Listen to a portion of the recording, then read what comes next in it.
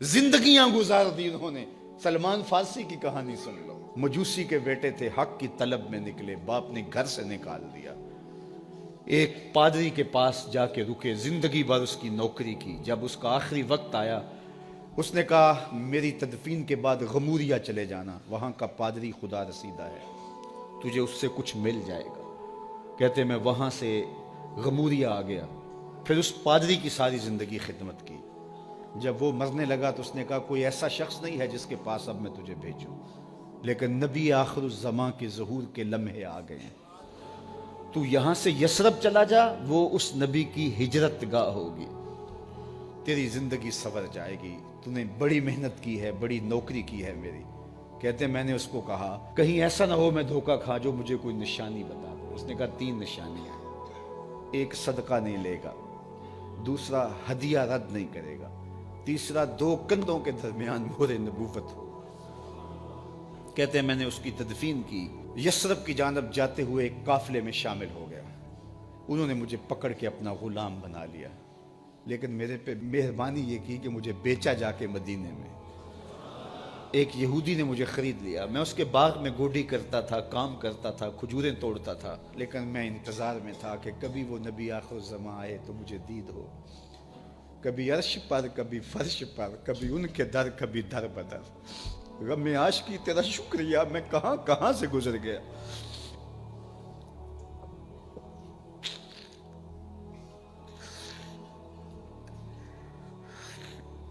کہتے ہیں ایک دن میں اپنے باغ میں کھجوریں توڑ رہا تھا کہ ہواؤں میں مستی پیدا ہو گئی اور ہر سمت سے طلع البدر علینا کی صدائیں گونجنے لگیں۔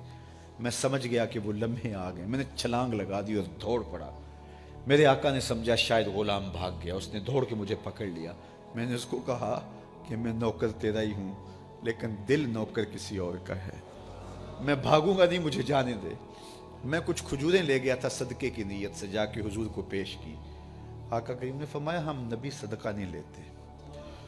کہتے ہیں نشانی ایک پوری ہو گئی، کہتے ہیں کہ میں کچھ دنوں کے بعد اور کھجوریں لے گیا اور میری نیت ہدیہ کی تھی، میں نے پیش کی، حضور نے قبول فرما لی، لیکن میں بھی کہتا تھا تیسری نشانی بھی پوری ہو لے تو پھر مانوں گا، اور وہ کیا تھی؟ 2 کندھوں کے درمیان مہر نبوت۔ کہتے ہیں ایک دن حضور میرے باغ میں آئے اور آقا کریم نے اپنے مبارک کندھے پہ چادر رکھی ہوئی تھی اور چادر کی اوٹ میں مہر نبوت چھپی ہوئی تھی، اور میں پیچھے ہو کے دیکھتا تھا، اور میری آرزو یہ تھی کہ کوئی تیز جھونکا ہوا کا آئے اور چادر ہٹ جائے اور میں مہر نبوت کی زیارت کر لوں۔ حضور میرے ارادہ قلب سے آگاہ ہوئے، فَأَلْقَى إِلَيَّ رِدَاءَهُ، حضور نے چادر اتار کے میری جانب پھینکی اور پھر ایسے رخ کر کے فرمایا انظر الی ما امرت بہ، اس پادری نے جو بتایا تھا دیکھ لے آ کے۔ تو کہا میں نے دیکھا کہ حضور کے کندھوں کے درمیان۔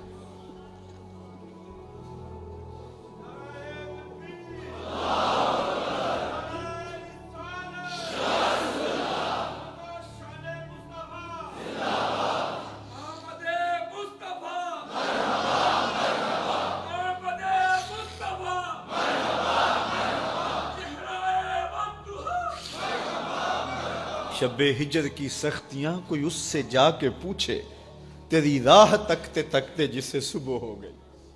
ہم نے تو کوئی انتظار نہیں کیا نا، ہم نے تو کوئی دکھ نہیں سہا، ہم سوئے تھے مقدر جاگ اٹھے۔ ہمارے والد مسجد سے مولوی صاحب کو بلا لائے، انہوں نے کان میں آ کے کہا مبارک ہو تو حضور کا نوکر بن کے آ رہا۔ میرے والد گرامی ایک شعر جھوم کے پڑھا کرتے تھے، محمد جانے جانا ہے، پیغمبر ہو تو ایسا ہو، رسولوں کی بشارت سے مبشر ہو تو ایسا ہو، امر توقیر کا سب کو موقر ہو تو ایسا ہو، کیا ہم کو غلام ان کا مقدر ہو تو ایسا ہو۔ میں اپنے مقدر پہ قربان نہ جاؤں، آپ اپنے مقدر پہ نثار نہ جائیں، ہمیں وہ نبی ملا جو نبیوں کا نبی ہے۔